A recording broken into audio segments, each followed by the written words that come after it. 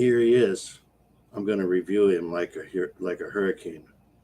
This is the autobiography of Herman Rarebell of the Scorpions, longtime drummer through the biggest era, and the songs that you all know the Scorpions for. He was on them.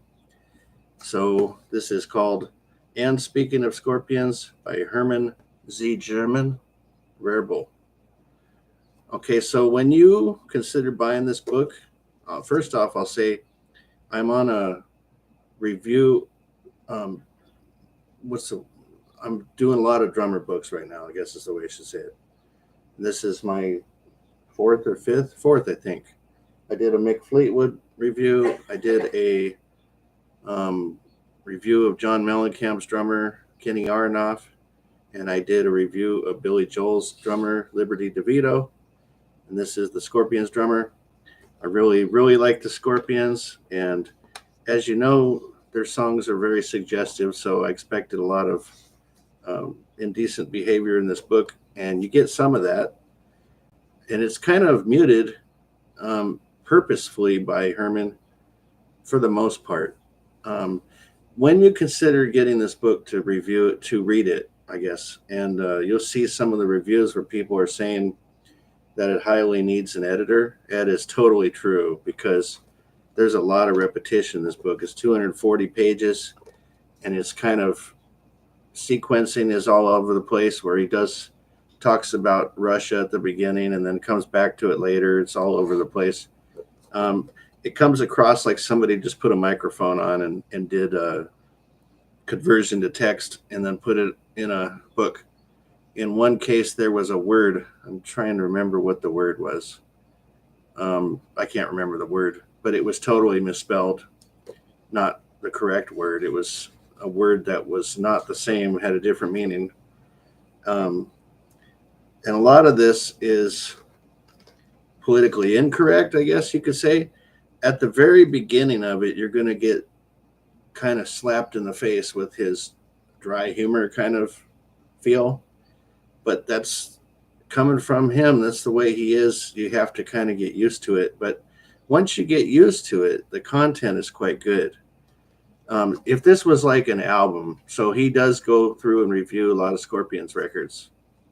And he talks about production value as opposed to the song quality and stuff that, typically you get in these kind of books.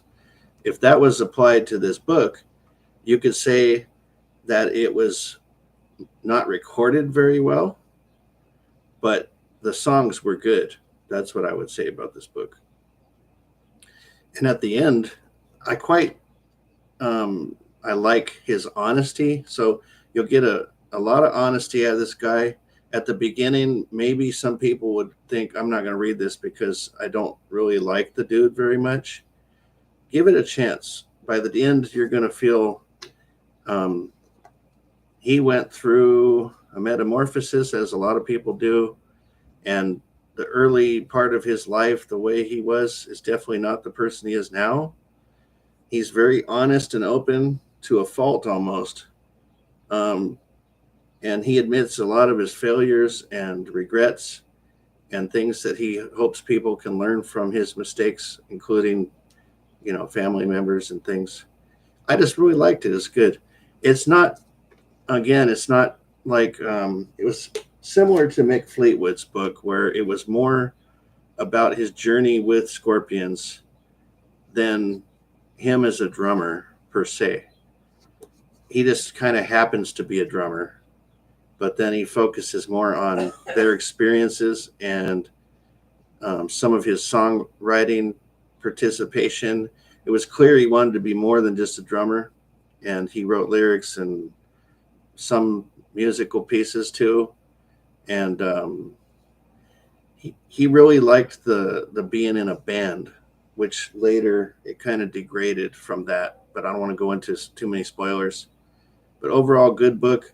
If I had to compare it to, again, I've been ranking them in the order of best to worst.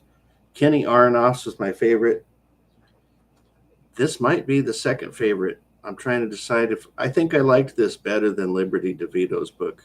So this would come in second. Liberty DeVito's would come in third. and the one of two Mick Fleetwood books would be last, just because he's so weird.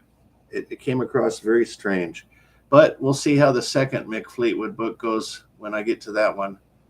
Um, I'm starting on Ed Shaughnessy from The Tonight Show.